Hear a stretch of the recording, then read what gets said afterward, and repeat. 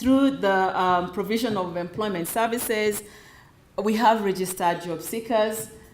A job seeker can walk into any of our offices where we are located and register themselves. Later on, we get to see how we're using technology to make this easy for Kenyans. We provide guidance and counseling for job seekers as well, and we also do registration of vacancies, as well as to collect and disseminate labor market information. We came into being towards the end of 2016, but essentially we began our operations about April of 2017 due to the technicalities of setting up the authority. But since then, we have achieved placement of 41,654, essentially about 42,000 Kenyans. We've been able to place them in gainful employment. A few years ago, there was a ban on Kenyans working in the Middle East. This was arising out of a concern that our young people were getting harassed and sometimes killed in the Middle East.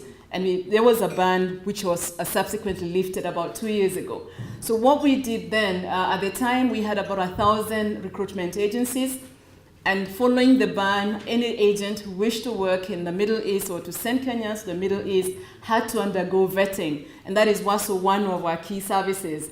And to date, we have about just under 100 agencies who've been vetted. And these are the people who are now ready to take Kenyans out there. And we have seen so far some of the progress that is going on. We recently opened up the Saudi Arabia market, which is what takes up a majority of people going to the Middle East under the semi-skilled and domestic category of employees. We also expected to handle labor migration management. I talked about the regulation of the agencies.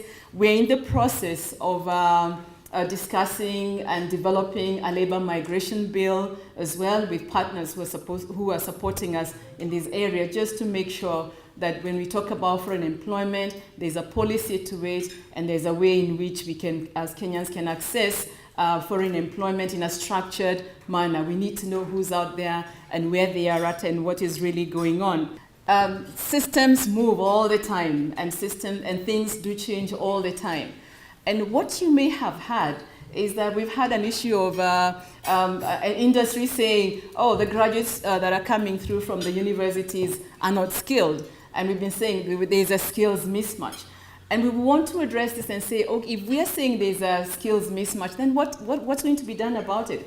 We have seen a lot happening around training the youth in terms of various skills. And as an authority, we would want to see how this translates into employability. So conversations are ongoing for us to have this discussion about employability with the kind of skills that are there.